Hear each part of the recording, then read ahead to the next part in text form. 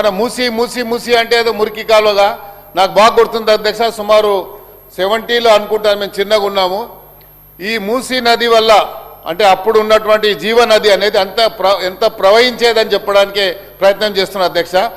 అప్పుడు ఫ్లడ్స్ వస్తే Jubilee bus stand అక్కడ ఉన్నటువంటి జాంబాగు ఆ ఏరియా మొత్తం మునిగిపోయింది అధ్యక్ష. ఎన్నో కుటుంబాలు కూడా మరి పోయినాయి అధ్యక్ష.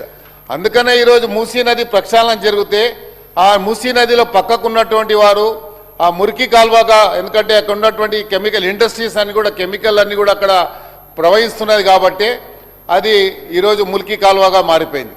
కాబట్టి ఆ మురికి కాలువ కాకుండా దీన్ని ప్రక్షాళన చేయడానికి ప్రభుత్వం ఒక దీర్ఘకాల ప్రణాళిక సిద్ధం చేసి మొన్న గౌరవ ముఖ్యమంత్రి గారు డీటెయిల్ ప్రాజెక్ట్ రిపోర్ట్ కూడా మొన్న ప్రవేశపెట్టడం జరిగింది అధ్యక్ష. అయితే తమరి ద్వారా నేనేమంటున్నా అంటే వారి క్వశ్చన్ సపరేట్ ఉండొచ్చు, నా క్వశ్చన్ సపరేట్ ఉండొచ్చు, కానీ హైదరాబాద్ సిటీ అభివృద్ధి జరగాలనేదే మా యొక్క కన్సర్న్ అధ్యక్ష. అందుకనే దీంట్లో ఈ క్వశ్చన్లో మన పేరు లేకపోయినా నేను ఇందులో సిగ్నేటరీ కాకపోయినా నేను అడుగుతున్నానంటే హైదరాబాద్లో అభివృద్ధి జరగాలి.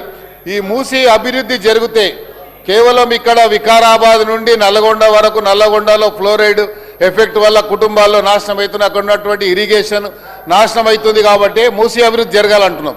అయితే మూసీకి సంబంధించినటువంటి ఏదన్నా మీరు అంటే ఒక కన్స్ట్రక్టివ్ ఆలోచనతో అందరు ముందుకు రావాలని ఇర్రెస్పెక్టివ్ ఆఫ్ అందరు కూడా పొలిటికల్ పార్టీస్ వాళ్ళు ఒక కన్స్ట్రక్టివ్ సజెషన్ ఇచ్చి ప్రభుత్వానికి సరైనటువంటి డైరెక్షన్ ఇవ్వాలని చెప్పి గౌరవ మంత్రి గారు డీటెయిల్ ప్రాజెక్ట్ రిపోర్ట్లో ఉన్నటువంటి ఎస్టిమేషన్ కాస్ట్ ఎంత అయింది, అక్కడ ఎన్ని కుటుంబాలు ఐడెంటిఫై చేశారో, గతంలో కూడా సుధీర్ రెడ్డి గారు చైర్మన్గా ఉన్నప్పుడు ఒక ట్రాక్ ఒకటి చేశారు అధ్యక్ష.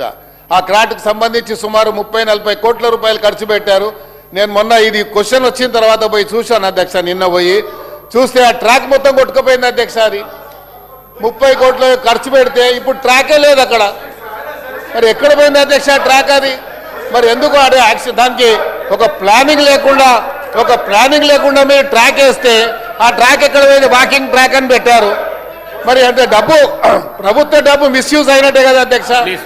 అంటే మీరు సరిగ్గా ప్లానింగ్ లేదు అని చెప్పడానికే నేను ప్రయత్నం చేస్తున్నా అధ్యక్ష. ఆ ట్రాక్ ఉంటే ఎక్కడో చెప్పండి. 340 కుటుంబాలు ఐడెంటిఫై చేశారు, వాళ్ళ రిహాబిలిటేట్ చేశారు. మళ్ళీ మిగతా వాళ్ళని ఎందుకు చేయలేదు? అప్పుడు ఇవన్నీ కూడా మంత్రి గారు చెప్పాలని తమ ద్వారా మంత్రి గారు కోరుతున్నారు.